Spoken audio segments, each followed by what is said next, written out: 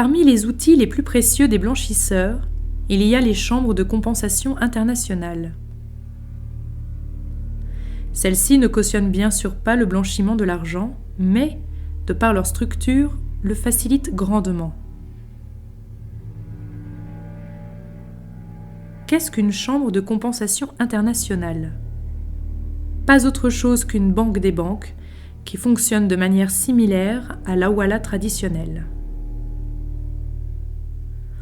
Au lieu de déplacer physiquement l'argent et les titres entre les différentes banques, celles-ci ouvrent un compte dans une chambre et peuvent ainsi se vendre et s'acheter à loisir titres et valeurs, obligations, bonds, warrants, devises, etc. Ici, par exemple, la petite banque douteuse de Trinidad et Tobago vend des actions à une grande banque de Los Angeles pour un certain montant.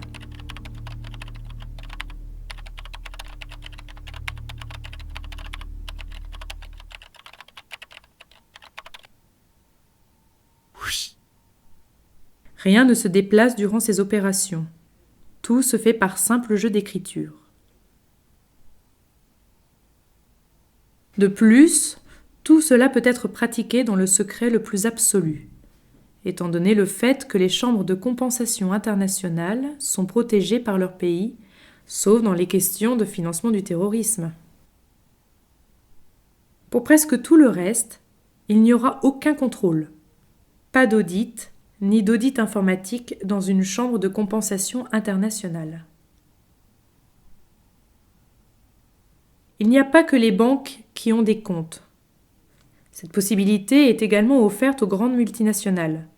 Siemens et Unilever, par exemple, ont ouvert un compte dans l'une de ces chambres. Et même un riche particulier peut ouvrir un compte. Il pourra agir ainsi de plain-pied avec les plus grandes banques et multinationales de la planète. Il suffit pour cela qu'il en fasse la demande auprès de sa banque, laquelle possède déjà son compte, et un sous-compte pourra lui être attribué. On appelle cela un compte additionnel. La banque du particulier n'est pas tenue de fournir l'identité de son client.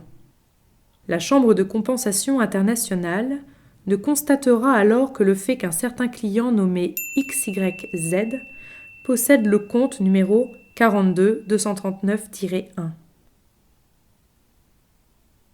Tous les acteurs qui possèdent un compte dans une chambre peuvent demander à celle-ci de ne pas publier leur numéro de compte dans leur liste officielle. Ainsi, leur anonymat pourra être total. Les autorités ne peuvent rien savoir. Ces banques des banques peuvent donc gérer et faire circuler sans le moindre contrôle titres et valeurs dont le montant est estimé à plusieurs milliers de milliards d'euros.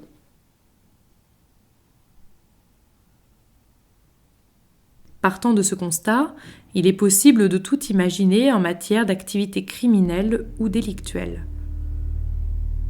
Blanchiment d'argent sale par une banque douteuse ou un mafieux, commission occulte d'un parti politique,